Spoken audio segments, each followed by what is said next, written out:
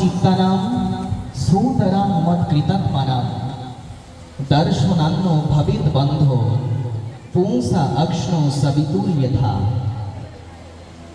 আকাশে সূর্য উঠলে যেমন জগতের সমস্ত অন্ধকার তমসাচ্ছন্নতা দূরীভূত হয়, ঠিক একইভাবে আজকে আমাদের মাঝে প্রতপ্ত দেদীপ্যমান, প্রতপ্ত সূর্যের মতো, প্রতপ্ত মারদণ্ডের মতো অনন্ত শ্রী বিভূষিত বাবার আগমনে প্রতপ্ত দেদীপ্যমান সূর্যের মতো আমাদের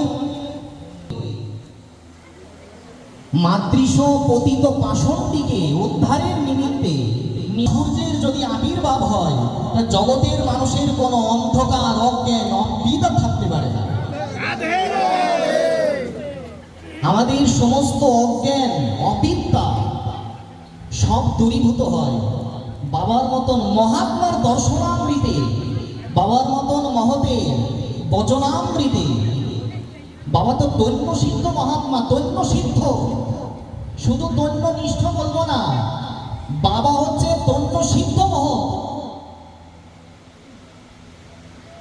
যেমন প্রবোধানন্দ সরস্বতী কৃত শ্রী শ্রী চৈতন্য চন্দ্রামৃতে উনি লিখেছেন, ত্রিনাদপি সুনিচেতা সহজ সৌম্য মুগ্ধাকৃতি সৌধা মধুর ভাষিতা বিষয়ো গন্ধো থুথুৎকৃতি হরি প্রণয় বিউহলা ধীরদালম্বিত ভবন্তি কিল সদ্গুণা গৌর ভাজবামি।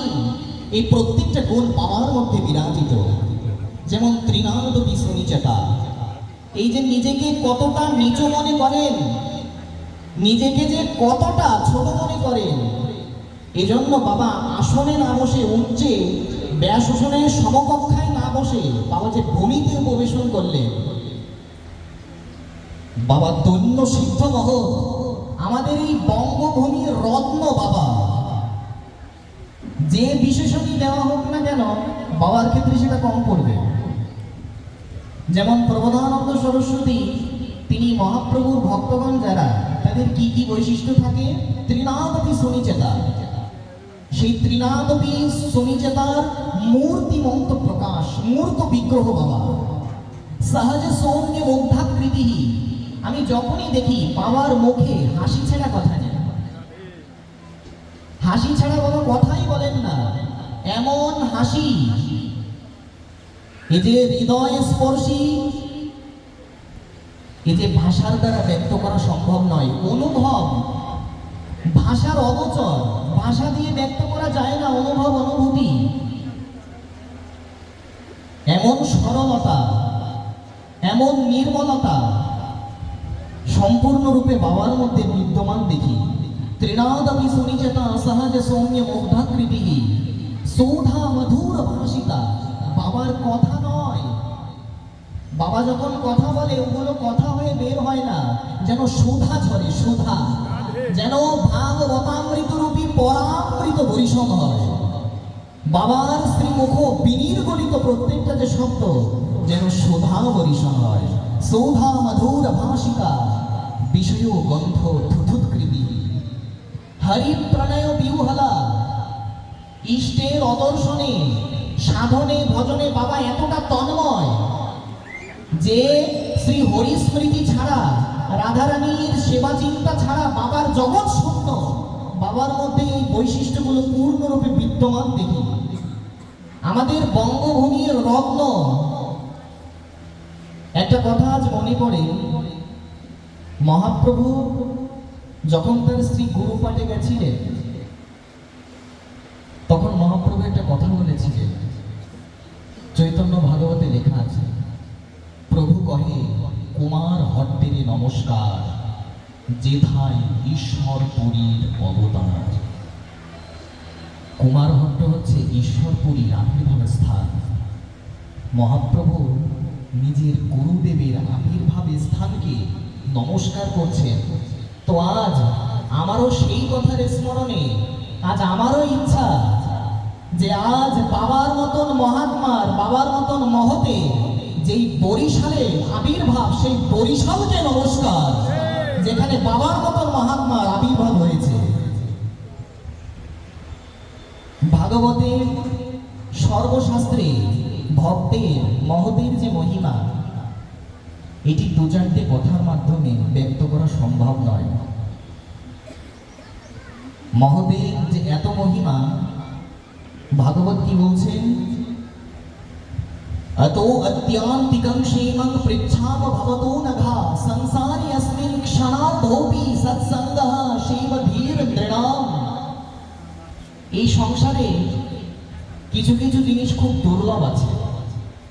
ভাগবত সেটা বলছেন যে দুর্লভো মানুষো দেহ দেহিনাং ক্ষণভঙ্গুরঃ তত্রাপি দুর্লভম মন্যে বৈকুণ্ঠ প্রিয় দর্শনম। ভাগবতের 11 স্কন্ধ।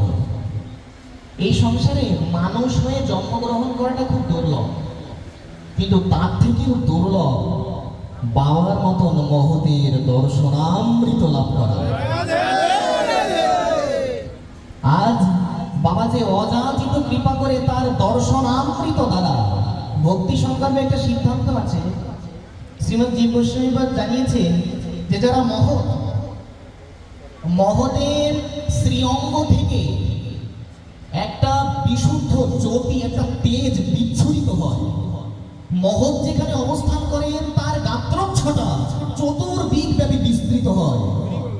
তো বাবা আজ যে এখানে উপবিষ্ট রয়েছে, আজ বাবার সান্নিধ্য, পাবন সান্নিধ্যে বাবার যে অঙ্গ জ্যোতি, অঙ্গচ্ছটা, তার যে পাবন সান্নিধ্য, আজ আমার মতন পশু, আমার মতন অসত বাবার দর্শনামৃতে, বাবার শ্রীঅঙ্গের বাতাস স্পর্শে মাতৃশ পশুও আজকে ধন্য, আমার জীবন সার্থক। সত্যি মহৎ না হলে, নিরভিমান না হলে, নির্মৎসর না হলে কখনো বাবার মুখে কারোর কোনো দোষ কীর্তন করতে শুনিনি। যখনই কথা বলেন না কেন সবার প্রশংসা। এটাই তো বৈষ্ণবের মহত্ব, এটাই তো বৈষ্ণবতা। সবে একদিকে ইথে দেখি এক প্রতিকার, স্তুতি করিব সবারে বিনয় ব্যবহার। চৈতন্য ভাগবত। বৈষ্ণব অপরাধ থেকে বাঁচার তো এইটাই উপায় যে কারোর দোষ বলবো না, সবার শুধু গুণটাই বলবো। অন্যের দোষ দেখার বেলায় আমি অন্ধ, অন্যের দোষ দেখার বেলায় আমি কবে অন্ধ হব? আর অন্যের গুণ দেখার বেলায় আমি কবে কোটি চক্ষু বিশিষ্ট হব? আমি অন্যের গুণগুলো কবে দেখতে পারবো?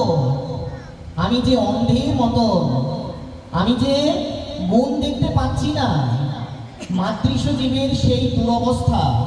আমার মতন অনাচারী, আমার মতন দুরাচারীকে, আসলে এগুলো তো মুখস্থ কথা, মনের থেকে এই কথাগুলো বলতে পারি কি?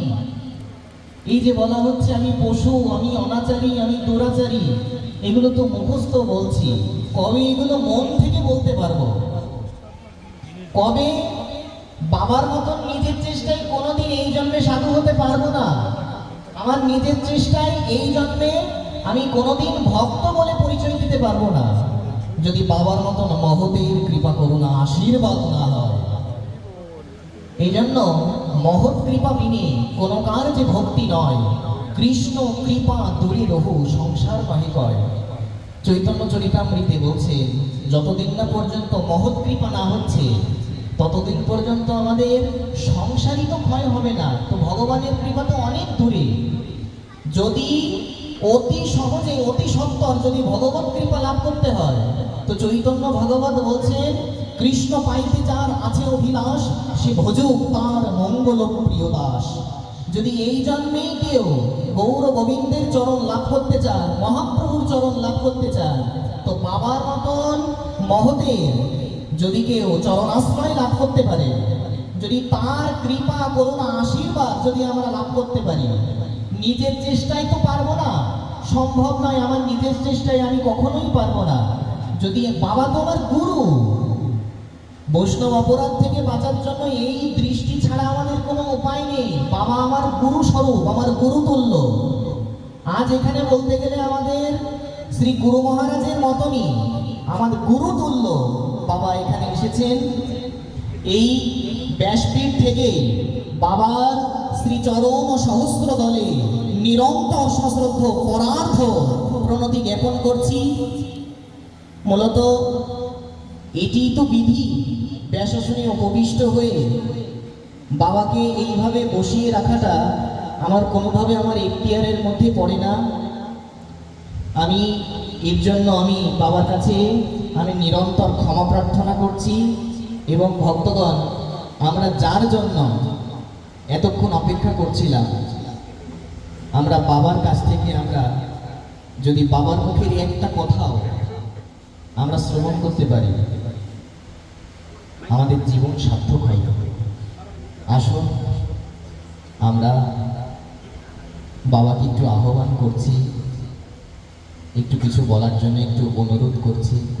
আমরা একটু বাবার শ্রীমুখ বিনির্গলিত কথামৃত দ্বারা আমাদের এই পাপময় জীবনকে, আসুন আমাদের এই পাপিষ্ঠ জীবনকে আমরা একটু শুদ্ধ করি। বলিয়ে প্রাতঃস্মরণীয় অনন্ত শ্রী বিভূষিত শ্রীল গৌর গোবিন্দ বাবা কি, গৌর গোবিন্দ বাবা মহারাজ কি, অনন্ত শ্রী বিভূষিত গৌর গোবিন্দ বাবা কি। সবাই বলো রাধে রাধে। আজকের মতো আমি এখানেই হরিকথার বিশ্রাম দিলাম। গৌর গোবিন্দ দাস, আমি আমার হৃদয়ের অন্তরস্থল থেকে ভক্তিপূর্ণ দণ্ডবত প্রণাম জ্ঞাপন করছি। জয় নিতাই, শ্রী গুরু গৌরাঙ্গ জয়তে। অনেক সময় হয়ে গেছে আপনাদের প্রসাদ নেওয়ার মতো।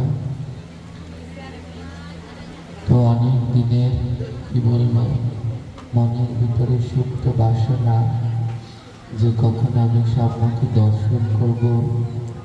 স্বচক্ষে সবসময় দেখি, প্রতিদিন একটা হলেও তোর ভাগবত পাঠ শোনার চেষ্টা করি মোবাইলে। আর মনের ভিতরের অনেক দিনের বাসনা, কিন্তু ওই যে করুণা কৃপা দরকার, অতি তাড়াতাড়ি মহতের কৃপা মেলে না। এমন শুদ্ধ মহাত্মার কৃপা পেতে হলে তার জন্ম জন্মান্তরের পাপ আগে খণ্ডন হতে হয়, তারপরে ওনার মতো পবিত্র মহাশুদ্ধ আত্মার দর্শন পাওয়া যায়।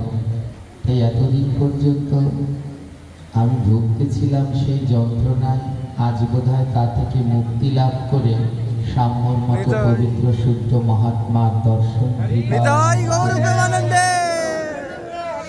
জয় নিতাই। এতক্ষণও যা বললো আমার সম্বন্ধে, আমি আসলে ওসব কিছুই না। আর দৌলতার মহাপ্রভু ভক্তের ভিতরে যে তৃণদপি শ্লোকের গুণ বলেছে, তা সত্যি সাম্যর ভিতরে আছে। আমাদের বাংলাদেশে যতজন বক্তা ভগবানের এই অমৃতময় কথা পরিবেশন করেন, আমার মনে হয় একমাত্র সাম্যর কণ্ঠের ভিতরে মা সরস্বতী নিজে বাস করেন। যদি নিজে না বাস করেন, আমার এই জীবন দশায় এমনিভাবে শাস্ত্রে পারজ্ঞ প্রত্যেকটি শ্লোক নির্ভুলভাবে শুদ্ধ উচ্চারণ আমি আর আজ অব্দি কারো মধ্যে দেখি নাই। তো প্রভুর কাছে অনন্ত অনন্ত প্রার্থনা রইল, যেন সাম্য আমাদের মাঝে দীর্ঘদিন ধরে সুস্থ সবল থেকে সমস্ত সনাতনীদের দাঁড়ে দাঁড়ে গিয়ে এই অমৃতময় হরিকথা প্রচার করতে পারে।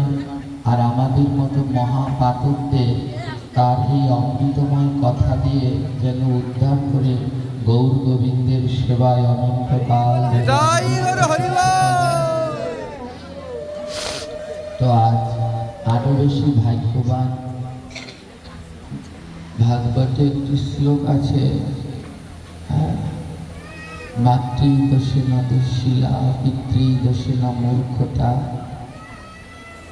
কার্পণ্যদোষেনা বংশগতা, আত্মদোষেনা দারিদ্রতা। সন্তান মাতৃদোষে দুষ্ট হয়, আর মা যদি ভালো হয় তাহলে সন্তানও তদ্রূপ হয়। আমরা বলি মাটি ভালো না হলে ফসল হয় না, তদ্রূপ মাটি ভালো না হলে ছেলেটিও ভালো হয় না।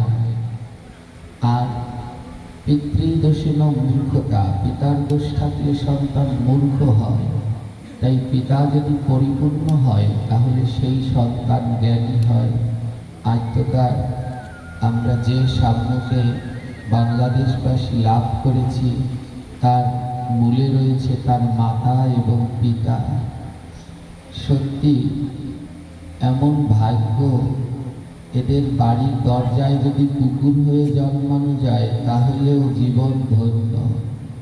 যে জন্ম পেয়ে ভগবানের এত দুর্লভ, এত মধুময়, এত রসামৃত হরিকথায় মনোনিবেশ নেই, ভগবানের সেবা অর্চনে মনোনিবেশ নেই, প্রসাদে নামে নিষ্ঠা রুচি নেই, তার থেকে এমন শুদ্ধ মহাত্মাদের বাড়ি দরজায় যদি কুকুর হতে পারি তাও জন্মে জন্মান্তরের সৌভাগ্য। দেখুন, যেমন মা তেমনি বাবা। আজ সেই পিতার গ্রন্থ বললেন পিতার গুণে সন্তান হয় জ্ঞানী। আজ পিতার গুণ আছে বলেই এমন সন্তান জ্ঞানী হয়েছে, আর মাতার গুণে সন্তান পরিপূর্ণ হয়। আজ মাতার গুণ আছে বলেই সাম্য পরিপূর্ণ। এমন কৃষ্ণ ভক্ত মা বাবা যার আছে তার সন্তান কোনো সাধারণ কেউ নয়, এ সাক্ষাৎ মহাপ্রভুর কোনো পার্শ্বই হবে। আজ সেই পার্শ্ব আমাদের মতো মহাপাতকদের উদ্ধারের জন্য এই ধরাধামে অবতীর্ণ হলেন। বিভিন্ন মহাপুরুষের জীবনী পড়ে দেখবেন, আমি দেখেছি তারা যাবার বেলায় একটা কথা বলেছে, আমি আবার আসব। বিভিন্ন মহাপুরুষগণ একই বলেছে, আমি আবার আসব, কখন যদি কোনো শুদ্ধ মায়ের গর্ভ পাই। আজ বোধহয় আমাদের বাংলাদেশে তেমনই একজন শুদ্ধ মহাপুরুষের আগমন হয়েছে। তিনি আর অন্য কেউ নয়, আমাদের সকলের পরম প্রিয় সাম্য। আর এমন মা পেয়েছে বলে হয়তো আবার তিনি এই ধরাধামে এসেছেন আমাদের মতো মহাপাতকদের উদ্ধার করতে। তাই এমন মায়ের চরণে আমার অনন্ত প্রণাম, এমন পিতার চরণে আমার অনন্ত দণ্ডবত। ধন্য। মাঝে মাঝে হিংসা হয় সাম্যকে দেখে, যখন দেখি ওর বাবা মার সাথে কত সুন্দরভাবে এই যে ছোট ছোট ভিডিওগুলো করে দেয়, হ্যাঁ, তারপরে পাঠে যাচ্ছে, একসাথে প্রসাদ পাচ্ছে। হ্যাঁ, সবাই আমরা বলি সংসার ধর্ম বড় ধর্ম, ঠাকুর রামকৃষ্ণ বললেন, কিন্তু তার আগে আরো কয়েকটি লাইন আছে, ছাড়ি বেবিচার করো কৃষ্ণের সংসার, সংসার ধর্ম বড় ধর্ম, সর্বধর্ম সার। হ্যাঁ, সংসার ধর্ম বড় ধর্ম কখন? যখন বেবিচার ছেড়ে কৃষ্ণের সংসার করা যায়। এদের তিনজনকে দেখলে মনে হয় সেই কৃষ্ণের সংসারই এরা করছে, যার প্রতি পরতে পরতে শ্রী রাধা রানী অনন্ত জয় নিতাই। তাই এমন কৃষ্ণ ভক্ত পরিবারের চরণে অনন্ত অনন্ত দণ্ডবত প্রণাম। আমরা সবাই সৌভাগ্যবান যে আপনাদের মতো শুদ্ধ মহাত্মা কৃপা করে আমাদের কলিযুগে এই মহাপাতকদের উদ্ধারের জন্য অবতীর্ণ হয়েছেন। আমি আবারও বলছি, এই সাম্য কোনো সাধারণ কেউ নয়, সত্যিই কেউ নয়। একটা কথা বলি, কারো প্রশংসা কারো সামনে করতে নেই, কিন্তু তাও আজ বলছি, ও সাধারণ কেউ কিছুতেই নয়। ও ভগবানের সত্যিই একজন শুদ্ধ নিত্য পার্শ্বদ। আমাদের উদ্ধার করবার জন্যই ভগবান পাঠিয়েছে। এই বয়সে যার এত জ্ঞান, এত এত পরিসীমা, এত শাস্ত্রের উপর দক্ষতা, এই সাম্য যখন শ্রী বিল্বমঙ্গল দেবনাথজির মতো অবস্থানে যাবে বা শ্রী গোপীনাথ ব্রহ্মচারীর মতো অবস্থানে যাবে, তখন কি করবে কল্পনাও করা যায় না। আমার মনে হয় এখন যেমন বিভিন্ন মহাপুরুষের ছবি, বাবা লোকনাথ, রামকৃষ্ণ, স্বামী বিবেকানন্দের ছবি মানুষ ঘরে যত্ন করে রাখে, কোনো একটা সময় আসবে যেই সময় মানুষের ঘরে ঘরে সাম্য চক্রবর্তীর ছবি। সেই আশায় আমরা রইলাম। ওর সুদীর্ঘ পথ আরো সচল হোক, ভগবান সেইখানে ওকে করুণা কৃপা করে নিয়ে যায়। রাধারানী শ্রী গুরুদেব সদা সর্বদা ওর সহায় হোক। আর আমার সর্বসময়ে প্রার্থনা রইল যে তুমি আরো অনেক অনেক দূর এগিয়ে যাও, সারা বাংলার ঘরে ঘরে পৌঁছে যাও, আর তোমার এই অমৃতময় বাণী দিয়ে আমাদের মতো মহাপাতকদের, অন্ধকারাচ্ছন্ন জীবদের আলোর পথ দেখাও। আমরা যেন গৌরকে চিনতে পারি, আমরা যেন নিতাইকে চিনতে পারি, আমরা যেন হরে কৃষ্ণ মহামন্ত্র মাহাত্ম্য বুঝতে পারি, আমরা যেন শাস্ত্রকে অনুধাবন করতে পারি এবং গুরু বৈষ্ণবের নির্দেশিত পথ অনুসারে শুদ্ধ জীবন যাপন পরিচালনা। জয় নিতাই। আর কিছু আমি বলবো না, এখানে আমি আমার কথার বিশ্রাম দিচ্ছি। সবাই ভালো থাকবেন। জয় নিতাই, জয় গুরু, জয় শ্রী রাধেশ্বর, জয় জয় শ্রী নিতাই।